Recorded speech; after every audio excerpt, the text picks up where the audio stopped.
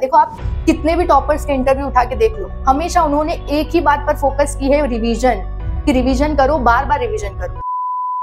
अच्छा ये बताओ कि आज से 4 दिन पहले आपने लंच और डिनर में क्या क्या खाया था? सोचो, याद करने की कोशिश करो, बताओ मुझे। नहीं याद आ रहा?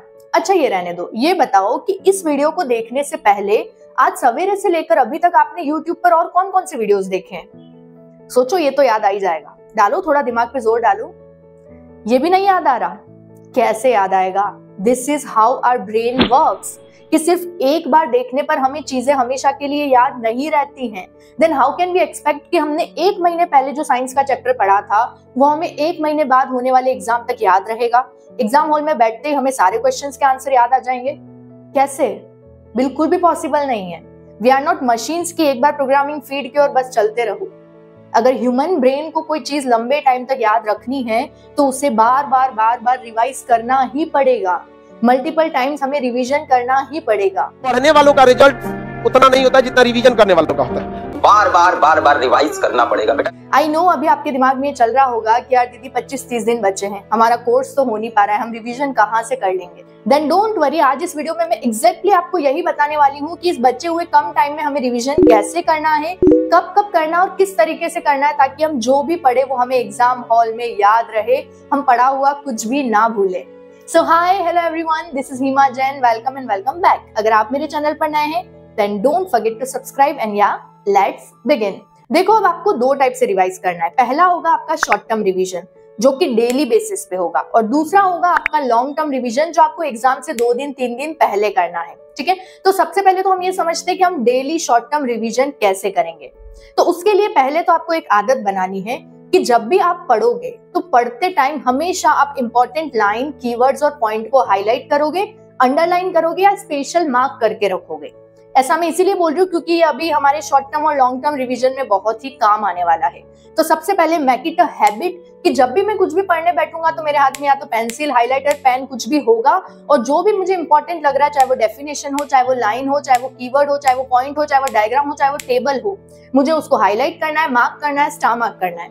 ठीक है, अब उससे होगा क्या वो अपन देखते हैं। तो अब जब हम शॉर्ट टर्म रिवीजन करेंगे, सबसे पहले तो अपन ये समझते हैं कि हमें शॉर्ट टर्म रिवीजन करना कब है। अब हम क्या करेंगे, हमारे दिन को अपन 2 पार्ट में डिवाइड कर देते हैं। पहला लंच से पहले तक का टाइम और दूसरा लंच के बाद से रात को सोने तक का टाइम। ठीक है, लेट सपोज आप सवेरे 6 बजे उठे। अब 6 बजे से लेकर 12 बजे 1 बजे तक आपने पढ़ाई की, फिर 1 बजे आपने लंच कर लिया। अब लंच करने के बाद यूजुअली होता क्या है ना, हमें सुस्ती आने लग जाती है, नींद आती है, पेट भारी भारी लगता है और फिर दिन को पढ़ाई का मन नहीं लगता है ना। तो उस टाइम पर लंच करने के बाद जस्ट फॉर 30 मिनट, कितनी देर के लिए? सिर्फ 30 मिनट के लिए हमने सवेरे से 12 बजे तक जो भी पढ़ा है उसको रिवाइज करना है। अब वो रिवाइज करोगे कैसे? आपको पूरी एक एक लाइन वापस नहीं पढ़नी है। मैंने आपको बोला ना कि पॉइंट को हाईलाइट करना है, अंडरलाइन करना है, तो जितना भी आपने वो हाईलाइट कर रखा है ना, जो भी अंडरलाइन कर रखा है, स्टार मार्क कर रखा है, उन सारी चीजों को आपको एक बार फिर से देखना है।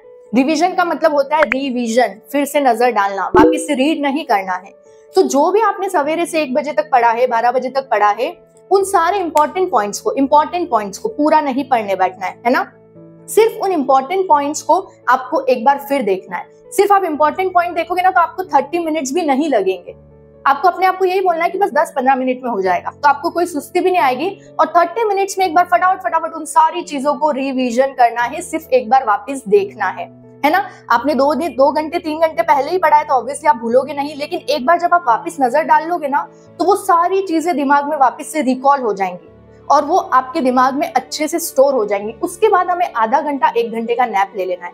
दिन को सो जाओ, क्योंकि उसके बाद जब आप नैप लोगे ना तो आपका माइंड अच्छे से पढ़ी हुई चीजों को एब्जॉर्ब कर लेगा, वो आपकी लॉन्ग टर्म मेमोरी में स्टोर हो जाएंगी। फिर हमारा आएगा दिन का सेकंड पार्ट। आप 3 बजे 4 बजे वापस पढ़ने बैठो और वही रात को सोने से आधा घंटा 1 घंटा पहले हमने आधे दिन में जो भी पढ़ा है उसको वापस से रिवाइज करना है। सेम वही शॉर्ट टर्म रिवीजन करना है, जो भी इंपॉर्टेंट पॉइंट है, हाईलाइटेड लाइंस है, उसी को रिवाइज करना और फिर हमें सो जाना है। तो देखो, इस तरह से आपको एक पूरे दिन में 2 बार शॉर्ट टर्म रिवीजन करने का टाइम मिला है। और कितना टाइम जा रहा है हमारा? 30 मिनट। 30 मिनट तो लगेंगे भी नहीं, 30 मिनट तो मैं मैक्सिमम टाइम बोल रही हूँ, क्योंकि हमें सिर्फ इंपॉर्टेंट चीजों पर ही नजर डालनी है।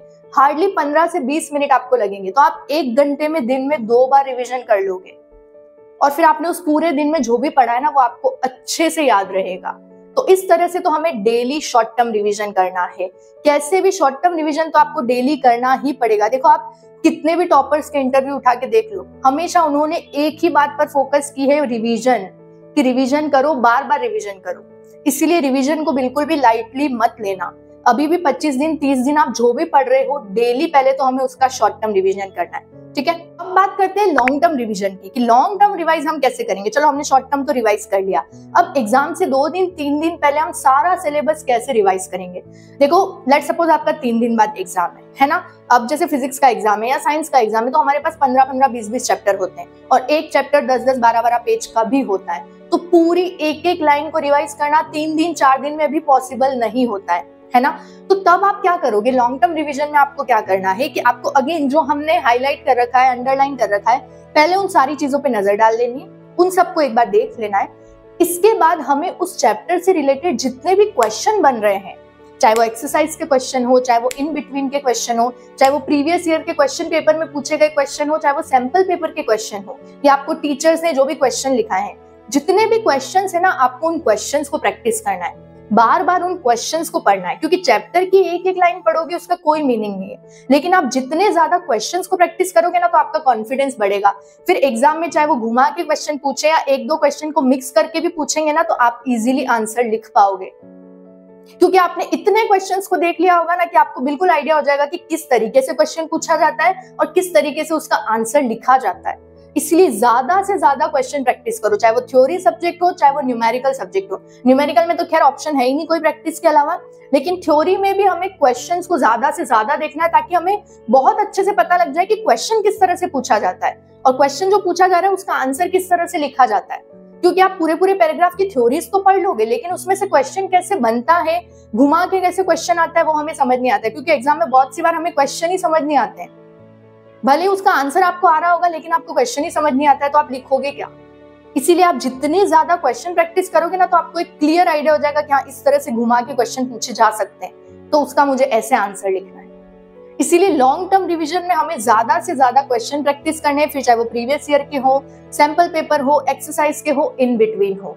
हमें एक लाइन बिगिनिंग से एंड तक पढ़ने नहीं बैठना है, बहुत कंफ्यूज हो जाओगे इसमें और बहुत दिमाग में घचपच हो जाएगा, कुछ भी याद नहीं आएगा फिर एग्जाम में। इसीलिए रिवीजन को भी हमें स्मार्टली करना है। और देखो आप 100% कोर्स नहीं भी कर पाओ ना, तो कोई बात नहीं, आप 80% कोर्स करो, लेकिन उस 80% कोर्स को आप अच्छे से रिवाइज करके ही जाना। ये मत सोचना कि मैं एक रात बैठ के पूरा पढ़ लेता हूँ और कल मुझे एग्जाम में सब याद आ जाएगा, नहीं आएगा। रिवीजन करना ही पड़ेगा, रिवीजन बहुत जरूरी है। इसीलिए रिवीजन को लाइटली मत लो। अब रोज थोड़ा थोड़ा टाइम रिवीजन के लिए निकालना शुरू करो, बाद में टाइम नहीं मिलता है। आपको आज से ही 10 minute 15 minute 20 minute 25 minute daily revision के लिए निकालने पड़ेंगे। पहले हमें शॉर्ट टर्म रिवीजन करना और फिर एग्जाम से जस्ट पहले हमें लॉन्ग टर्म रिवीजन करना है। तो आई होप आपको समझ में आ गया होगा कि रिवीजन कैसे करना और रिवीजन के लिए टाइम कब निकालना है। सो या that's all for today. Thank you for watching. मुझे जरूर बताना वीडियो कैसा लगा। तब तक के लिए tata bye bye, see you in the next video, bye.